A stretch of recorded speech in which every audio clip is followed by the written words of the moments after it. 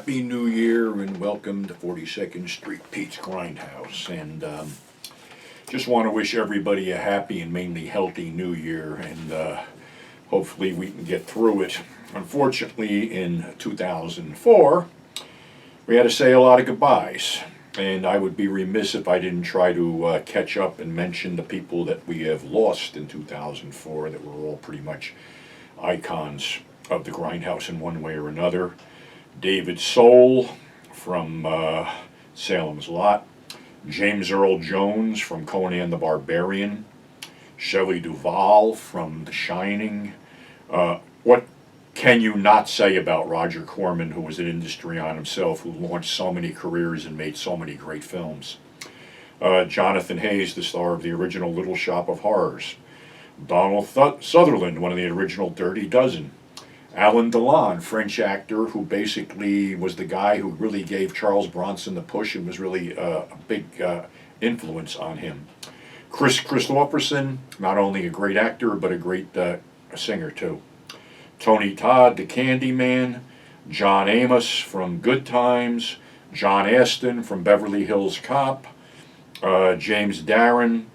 Genya Rowlands from Gloria. Charlie Cyphers, who was a really good guy from Assault on Precinct 13 and a bunch of other films.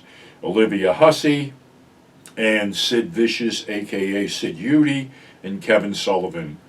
All of them in some way affected me and us and a lot of others, so may they all rest in peace, and thank you for your great careers.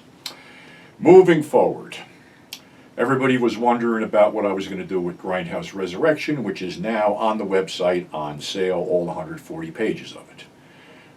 You might get the impression, and you probably will get the impression from that issue, that that was it. But I had to do some thinking. And in me doing some thinking, I realized something, that maybe I got to change it a little bit.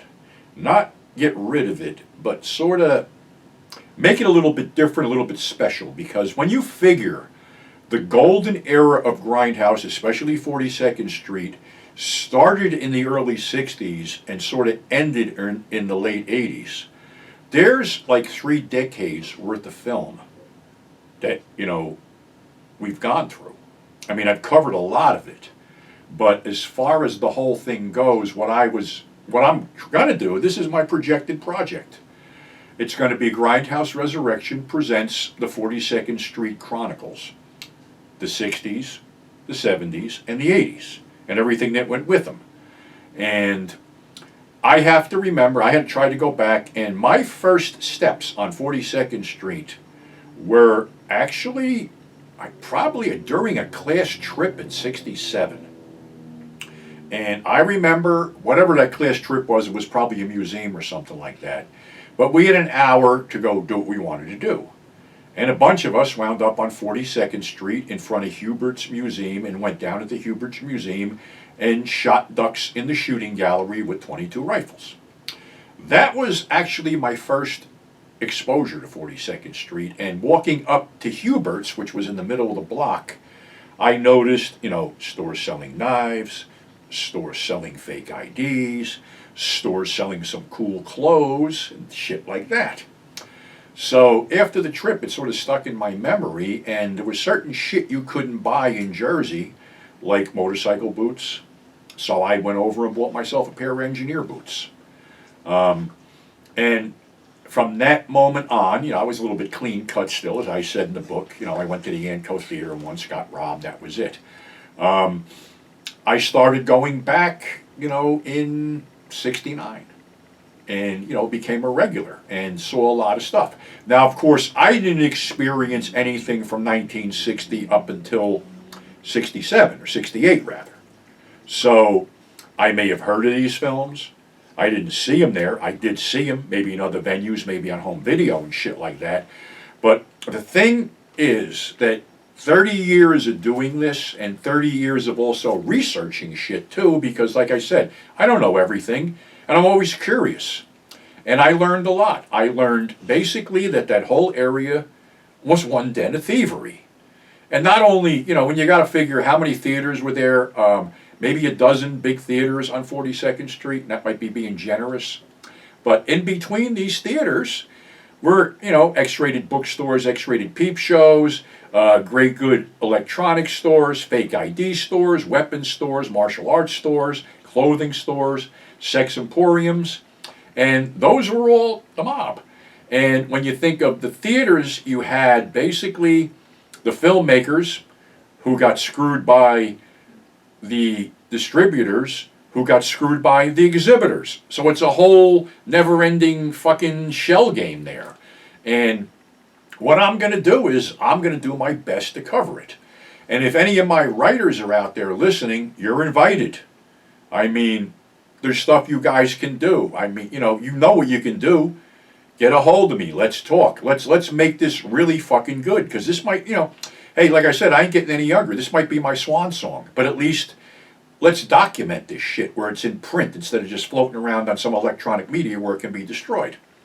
So that's my plan moving forward. Whether it's going to work or not, I don't know. But I thought I had something floating around here. No, I don't. I don't know what I did with it. I had something here I was going to show, but I'll wait a later time. But yeah, that's basically the plan. And it probably, last issue of Grindhouse Resurrection was 140 pages. This could go more, but I might do it more of a book. Maybe more of a book form, and see what we can do with it. Is it worth doing? I think so. I mean, there's probably shit that I have known that that other people don't know. My whole aspect would be from a consumer in the beginning, because that's what I was. So hopefully we can get this together. I mean, it's something, I just started kicking around. I said, how many things have I done? How much have I done over, it's been over 30 years. And not to go back and rehash stuff, but sometimes I have a better knowledge base of things that I already spoke about. So I figured, why not? And, I do have some great writers out there that, could, Bill Karchmit, John Reber, Dave Phillips, Robert Sagetti. I mean, all these guys got some stuff, and there's other people that I haven't talked to in a while that, may be interested in doing something too. So that's the plan moving forward. It'll be once a year, because it's going to be big, unless it really cranks up, but I can only do so much in the time allotted. So I'm going to start working on it as of this year, and hopefully I'll have it done by maybe where we can have it out by November or December. Don't know, but that's the plan.